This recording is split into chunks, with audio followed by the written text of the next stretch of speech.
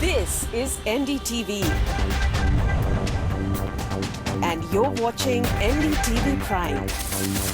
In association with Micromax. Nothing like anything.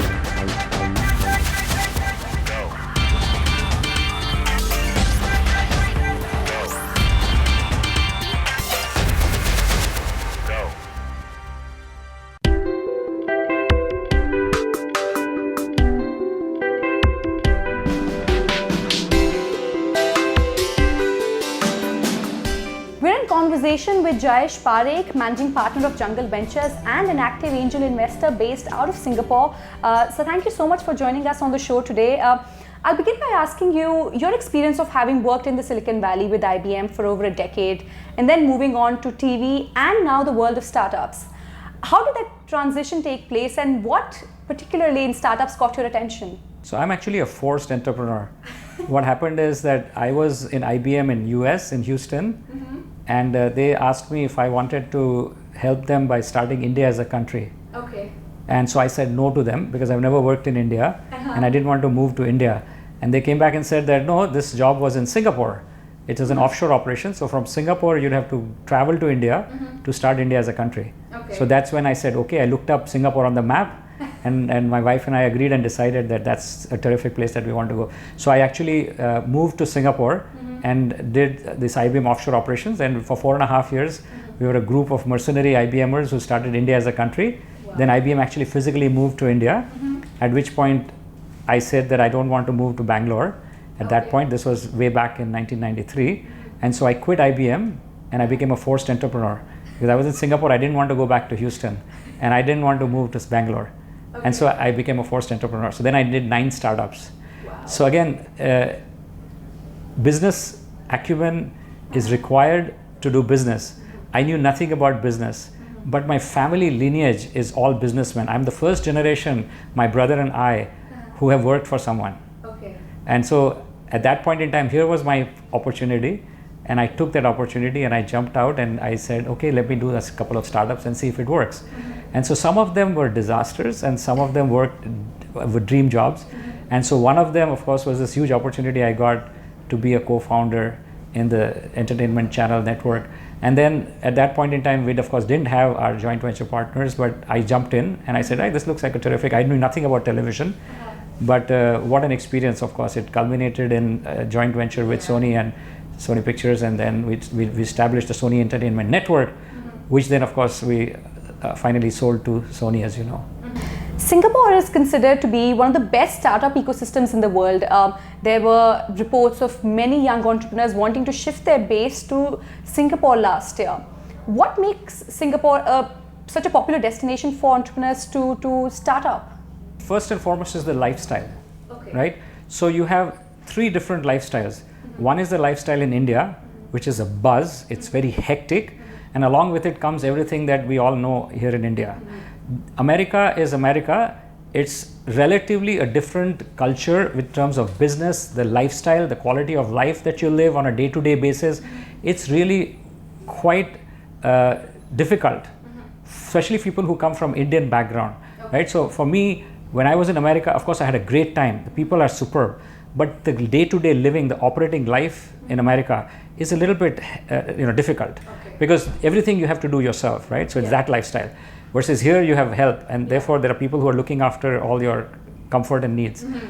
Singapore is a perfect amalgamation of the two, right? So you have the excellent infrastructure, you've got fantastic education system, you've got law and order, right? You've got all the things going for you, but you also have the Asian culture, and especially for Indians, there's a lot of food and culture and activities and events and concerts and music. All of that comes along with it.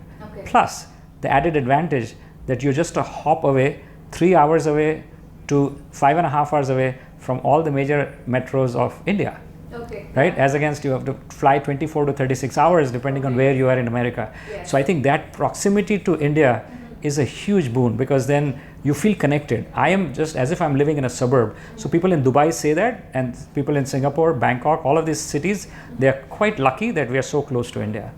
The startup space in India is buzzing right now. There are many, many young Indians wanting to join the world of startups every day. How do you look at the startup space in India overall? Yes, so I'll actually start from Silicon Valley. Yes. Right, so Silicon Valley startup is working extremely well. The next best place is Israel, and the reason these two places work is because they understand the intersection of technology and economics, commerce and techno. That combination they understand extremely well. So even if you're a technical person coming from an engineering side, they have this business acumen, business savvy to understand the economics and the commerce of that product or service that they're selling. Or if you're coming from a business angle, they understand what technology they need to implement to make that service happen. Right? So they do an excellent job of that. Here in India, we are mainly services oriented. You don't see that many product companies, right? It's changing, and I hope it changes for the better. But as of now, it's more to do with services oriented, because there's a huge opportunity here for services, and people are going after services business. Now, in Singapore, I think we have again the same intersection, right, of the best of both worlds. We are at the center of all of Asia Pacific and ASEAN, because Singapore is a regional headquarter for a lot of companies. Yes. So we are very fortunate in that way that we are splat in the middle of all the action. Its connection to both India and China is extremely good. So people who are investing in China or doing business with China, Singapore is a good two-way connection. And same thing with India. Singaporeans love to invest in India. In India. Therefore, I think it's a good pivotal point.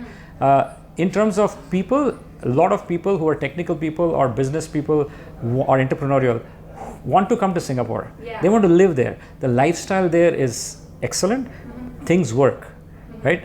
To establish and register a company hardly can take you 45 minutes to 3 hours, depending on how complicated you want to make it happen. So things move at a very rapid pace. Bureaucracy is the least. Corruption is almost non-existent. So I think that way it's the lifestyle that you choose. And then of course it's at the hub of a big market. So I think that combination, Singapore has just seen suddenly in the last 5 years how it has just completely blossomed. And of course along with it has come a lot of capital. So it helps. So a lot of entrepreneurs feel that that's a terrific place for you to go and start a company, because of course there is a lot of capital available as well. And then of course the last thing is the technical. So the technical platform, right? So in terms of the technical skills, India is of course by far the largest skill base. So if you want to develop a product very quickly and you need 100 to 500 coders and programmers or technical people, then you have no choice, right? There's no other place that will give you that rapidness. Now, of course, US has a different advantage where the senior architects or the database, whether it is the architects or the designers of serious big products, I think that's fairly easy to do it in US, because the learning curve is very shallow, small. Whereas in India, of course, the learning curve is quite significant. I think that again is an intersection with Singapore is a good place, because a lot of senior technical people want to come and live in Singapore. So there are local Singaporeans who are good in technology, but also there are other people who are coming from outside and they've settled down, and senior people want to settle down in a place like Singapore. So that helps. Again, a lot of large scale coding for a lot of this product actually does happen in India, right? So Singapore is a good base from which it's easy to manage a project in India, versus if you're in America and it's a day and night problem. So it's not quite convenient from that point of view. So Singapore is actually a good platform for that. It's a good balance for that. Okay. Well, you funded startups in Singapore and in India. What entrepreneurial behavior do you see is different from the entrepreneurs that you meet in India versus the ones that you meet in Singapore? So I think the biggest number one thing is WYSIWYG, right? So I think Singaporeans are very straightforward from my point of view. Is what they say is what they mean, and they deliver what they mean, and it's all straightforward. By and large, it's all clean in terms of the business, the processes, the accounting, the auditing, all of that. Everything is just sort of, I'm generalizing it. I mean, there could be a few sporadic mishaps here and there. People who are outside India, it takes a little bit of time for them to understand India. It's not that the people don't mean what they say, but what they say and what they meant versus what I heard and what I understood them to mean, sometimes that's out of sync, right? So there's a lot of misunderstandings as a result of it, and therefore the other thing that of course also hampers things is bureaucracy, right? So if I invest in a company in India and I'm supposed to take my money out of India, it's just a nightmare at times, right? So I've invested in a company through Indian Angel Network, and after a year I'm still waiting for my money to come out of India. And there are people who are just making excuses. Maybe there are actually issues there, complications of processes. I have no idea. I'm a simple investor. I invested a little bit of money.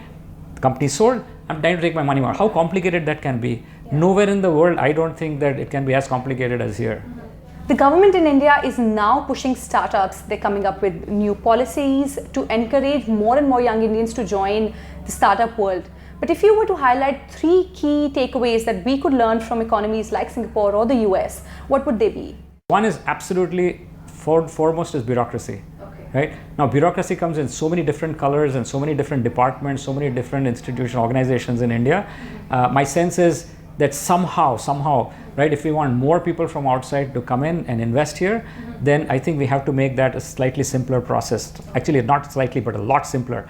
Now, having said that, that could be our unfair advantage. So a lot of Indian businesses and Indian businessmen feel that in that complication lies in their unfair advantage.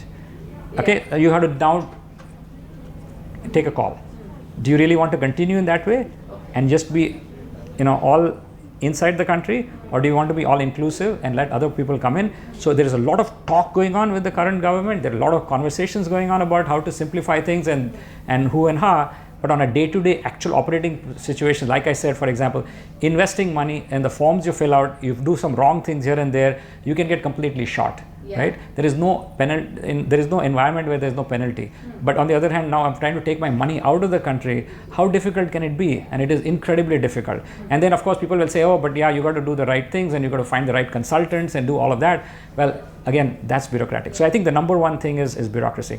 I think number two is this whole idea of investing in a product. Right? So I think services is terrific and I think that's doing well. But I think from my point of view, I think we have to take that next step and make investment in products.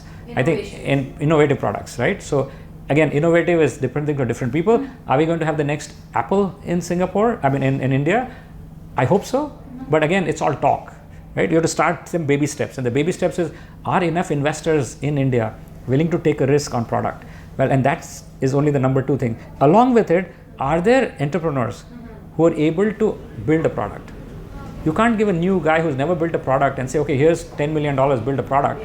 Well, they can't do that. So I think that slow, gradual skills development, business skills development, technical development, etc., and product development maturity to where people who have developed products, if we bring them to India, maybe of Indian origin, and then help us here, because there are many big companies like IBM, for example, or Electronic Sports Arts, EA. There are many companies that are building products in India. But again, those product architecture and designs are happening somewhere else. But so can we slowly start doing it in India? And there are more and more entrepreneurs who actually start developing products, who have developed products before. So I think those are the sort of two main things. I think third is therefore, I think the ascent of the technical skills, right? And the business skills. Technical and business skills to conquer the world. Why can't we build a large-scale Google or a Facebook here in India, right? You must have that savvy, which is the business savvy and the technical savvy, to make this into a huge, large organization and